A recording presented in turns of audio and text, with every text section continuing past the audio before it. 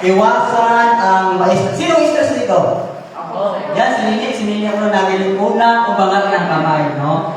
Yan. So, pag estudyante, stress, pero ayan po ay basic na stress pa lamang, no? Sino ang hindi na-stress natin dito? Ang mga bata talaga, hindi pa tayo nakaramin sa stress yan, okay? Baba na po ng kamay, okay? Yan. Yan, ano ang stress? Yan, tinatanong tayo, ano daw ang stress? Yan, sinasabi yan. Ang pagkakaroon ng stress ay normal daw yan sa buhay ng tao, no? Sabi niya, ang stress daw ay normal yan sa buhay ng tao sa pang-araw-araw na pamumuhay natin, no? Normal na siya, stress, no? Sa pamumuhay natin. Yan, so, pero, ito ba ay maganda pa sa atin ang stress sa kalusugan natin? Yan. Ano ang stress? Yan. Kadalasan, ang stress ay pagkakaroon ng yan, hudyat ng pag-iisip, no? So, ganun pala ang stress sa atin, no? Ang stress ay hudyat siya ng maganda sa pag-iisip natin. Okay. Yan. Okay. Oh, yan. Hindi. Yan. Okay.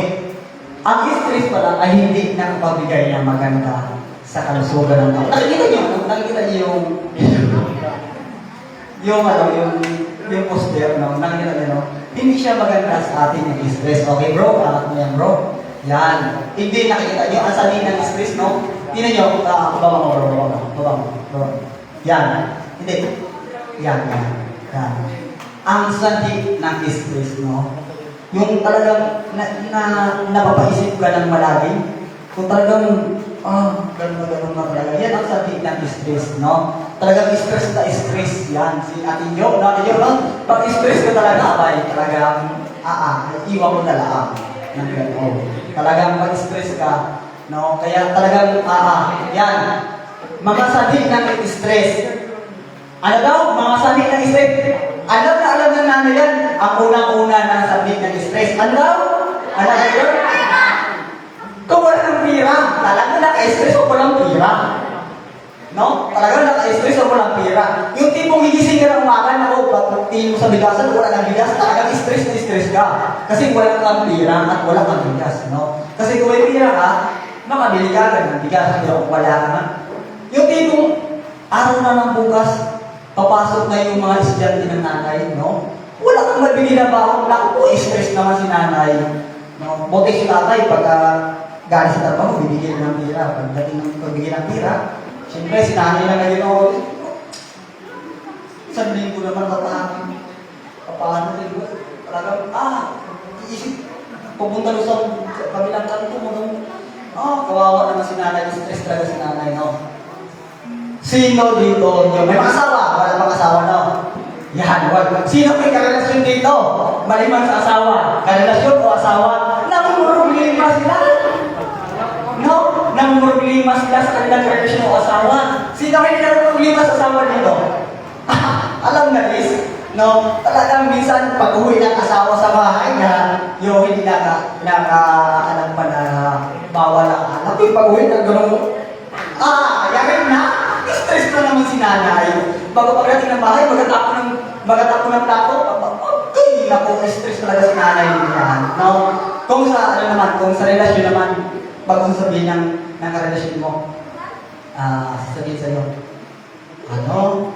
Daniel, baka pwede, muna tayo, hindi tayo, overhead muna tayo. Umuwi ka ng bahay. Sakit naman yung ginawa sa akin, stress. Apa na ko na naisip mo, berita talaga pala na sa kanyang girlfriend mo, diba? Ang sakit, no? Siya na isang po yan sa pamaraan ng stress, no? Yan. Pagod sa pag-aruga ng anak. Yan, no? Related ang mga nanay diyan. Pagod sa pag-aaruga ng anak. Bakit yan mo sinabi yan? Pagod sa pag-aaruga ng anak. Kasi may mga anak minsan, o hindi minsan, kadalasan na magkain ka na. Sasabihin ng anak, mamaya na. Masabi ng nanay, magkain ka na. Mamaya na. Hanggang naabutan na ng 3 oras ka mamaya-maya si nanay, stress na kung paano magkain si anak. Bakit ka mo? Kasi kung magkasali si anak, sino mamumroblema lalo? Si nanay. Sabi ni nanay, kung dalagita na o dalaga na. Sabi ni nanay, nak, huwag ka na lalabas ng gabi na. At ang panahon natin ngayon, maraming mga loko-loko dyan sa kalsada. Sabi, matutulog na. Yung pala si ate, naglabas ng bahay. O kaya si kuya, naglabas ng bahay. Tulog na sila nanay at papunta ng labas. Pagpasok ni nanay sa kwarto, wala na si kuya o si ate. Si nanay naman problemado na naman sa kay kuya o kaya kay ate kayo. Saan na kaya to si kuya? Anong oras kaya to uwi? Ganon ang mga nanay, no? Hindi lang sila mapagmahal, nai-stress din pala sa atin si nanay. Ganon. Okay? Alawa? Pagkakaroon ng sakit o kapansanan. Alam niyo minsan, may mga bata na pinapanganak na hindi normal. Alam niyo, kanan niyo ba masaya yung mga magulang na gano'n, na may anak na gano'n? Yung tipo, yung anak mo na gano'n ko. Di ba? Di ba po? Minsan, nasasabihin ng nanay, ito ay biyaya ng Panginoon, halagaan natin. Pero minsan, alam mo, nakapagsabi rin sila yung mga nanay. Hindi ko man talaga sinasabi na hindi sila nakapagsalita, no? Pero, nakapagsabi talaga sila. Minsan siguro sa sarili nila na, bakit ako nagkaroon ng no? Kaya, minsan, o kaya nanay, o kaya tatay, nakapagsabi ng gano'n. Panglima, pagkakasakit ng halos sa buhay. Nako po, yung abang lingkod din nyo ngayon. Ganyan na ganyan, pag yung si partner nagkakasakit, naku, hindi ko na alam ko ang gagawin ko. Kahit ating gabi, pag masabi minsan, ako'y pupunta. Alam niyo, pag isa sa mahal sa buhay ninyo nagkakasakit, hindi niyo talaga, ay naku, kahit maraming aso ako kayo sa aso, makasasugod ninyo. No, ganon kayo minsan, no, yan. At minsan, magulog ka na lang, na alam mo na yung mahal mo sa buhay, may sakit. Hindi mo talaga mawala sa isip mo yung kagaling ba siya, paano siya magaling. Minsan, hindi kumain, paano ko pakainin, yan, na-stress, no, yan. Yan mga sani na-stress. Isa pa, number 6. Ano nakalagay sa number 6? Nako, mga anak, problema sa inyong nanay ninyo. Ang dapat gawin mga anak, pag problema sa inyong nanay ninyo, o kaya problema na sa inyo. So, dapat maging mabait. Kahit paggabi na namin, Angela! Oh, nay! Hindi ma-stress si nanay. Sa pagdating na nanay, galit-galit na sabihin mo, Nay! Ba't galit ko kayo? Kasi nakad kayo. Ay, siyempre, nanay, pag magaling mo, kalma lang muna eh. Nakamit agad si nanay. Dapat ganun mga anak, hindi mag-express yung nanay. Pero pag galing mo para sa school, pagdating ng punta agad doon sa kusalsan, wala na. Stress ang nanay. No? Kakain si anak, pagkain ni anak, iiwan ko pinagkainan sa lamisa. Ang anak mo ito, malaki-laki na. Dalagang tao na, binatang tao na. Hindi pa bukas ng plato, hindi magawa-gawa. Yung asawa ko na to, hindi man na makapagugas ng plato. Sulit yung anak ko na. No, ganon. Yan. Isa yun sa mga sanhi ng stress ng nanay o kaya ng tatay. No? Panganin, ay pang-pito. Ano kalagay? Marami pang iba. Marami. Ano kayo marami pang iba na yun? Sige, i-search natin. Yan. Yan, okay. Nakita niyo po? Nakalagay yan? Pagkawala o paglipat ng trabaho. Nako, isa talaga yan. Diba sabi naman na pag walang pira, stress. Lalo na pag walang trabaho, walang sasahurin. Lalo ma-stress talaga si kuya ngayon, si tatay o kaya. Ayan, alam ni Kuya sa akin, pag nawala ng trabaho, talagang stress. Hindi mo makausap ako pag wala ng trabaho. Nako po, biro-biroin mo ako. Stress talaga ako kasi wala akong trabaho. No? Ganon tayo pag may mga bagay na wala sa atin. No? Yan.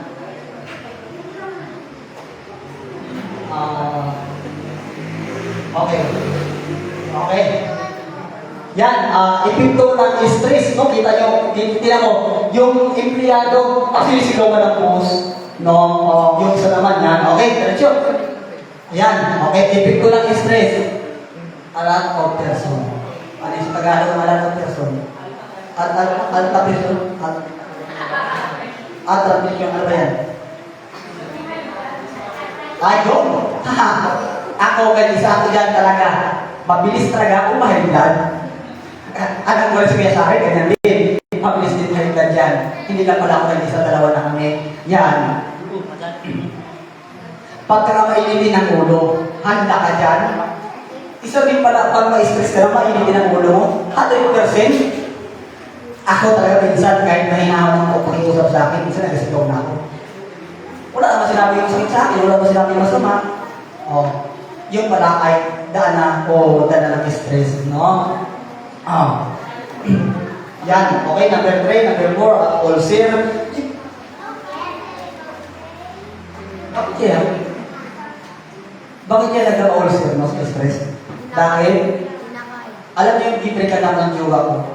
3 araw wala halos kain. Hindi ka magka-ulcer kung 3 araw wala walang kain. Kasi, stress ka. Yan. Yan. Depression, atake sa puso. Marami na rin kasi nagkakasan dahil sa atake sa puso. Yung inatake sila sa puso, yung stress sila. No? Okay, diretso. Yan. Pag-iwas sa stress. Nakita ninyo, tuwan-tuwa si Kuya. Ayaw ko palang dahilan para mawala maiwasan natin ang stress. No? Unang-una, maging masayahin tayo para wala tayong problema. Diretso. Yan. Yan. Sabi doon, pag na-stress tayo, lumapit tayo sa mga kaibigan natin. No? Na alam natin yung kaibigan na ito, yung magpapayo sa atin, baka magkalapit naman tayo sa kaibigan. Masabi, Kuya Daniel, ako wala na yung may problema. Kuya Daniel, anong problema mo? Sabay, stress ko ako sa jowa ko. Sabay sinabi ni Kuya Daniel, ako rin stress ko sa jowa ko. At nakatulong din. Hindi sasabihan ni Kuya Daniel na, ay, ganito gawin mo. Ganyan lang, ganyan. Kaya ang dapat nabitan, si Kuya Sari, kasi si Kuya Sari, kung nilabitan din, Kuya Sari, stress na po ako sa school ko, sasabihin ni Kuya Sari, huwag ka na mag-aral. Hindi, sasabihin ni Kuya Sari, ganito lang, kailangan lang natin maging, sa pag-aral natin, maging turman lang tayo. Ano lang ba, isipin lang natin na yung makapasa tayo sa ating pag-aral. Hindi natin kailangan lang mataas na score, no? Sa iba ng iyon lingkod, hapdi ko talaga natin, sinibay, bago na kaya pag mag-bulbi ako. Take lang. Yan, okay? Yan, i-relax ang sarili. Yan po yung mga pwede natin gawin na para tayo po ay mawala sa stress, mag-yan. O, kita nyo, sabi ng babae, yan, no? Yung isa naman, nagkapahit-pahit. O, ganyan lang yung para mawala yung stress sa buhay. Kasi pag lagi tayo sa loob ng bahay, lagi tayong stress. Pero pag lagi naman tayo sa galaan, lagi tayo stress. Ano kayo magandang gawin? Huwag maganda, huwag maglagi sa loob ng bahay, mawala na. Hindi, balance din. Kung magala ka, hindi rin magala ka sa maraming tao na ikaw may stress. Pumunta ka dun sa mga lugar na yung lugar na yun ay makapag-bigay sa iyo ng kaginawaan. Okay, diretso tayo. Yan. Yan, matulog na maayos. Yan, para hindi ka ma-stress, no? Yan. Yan. Yan, o. Tignan nyo? Nagtatakbo sila. Yung isa, yung isa yung stress na inantiyan. Yung isa, nag-exercise, yung isa, kung ano ang ginagawa yung isa, malaking masin, yan, kasi yan ang mga magandang gawin para hindi tayo ma-stress, no? Yan, sinabi ng Mateo, 11, verse 28, sinabi yan, lumapit kayo sa aking mga napagala o napagod, at kayo'y aking pagpapahingahin.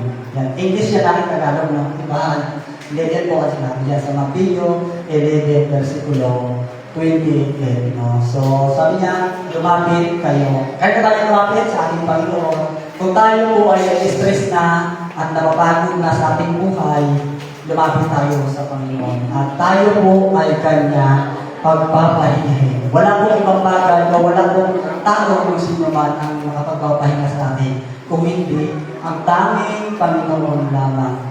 Sa muli, magandang gabi sa ating lahat at ibigyan natin ang pagkataon ni Kuya Sari para sa Musical of the Day.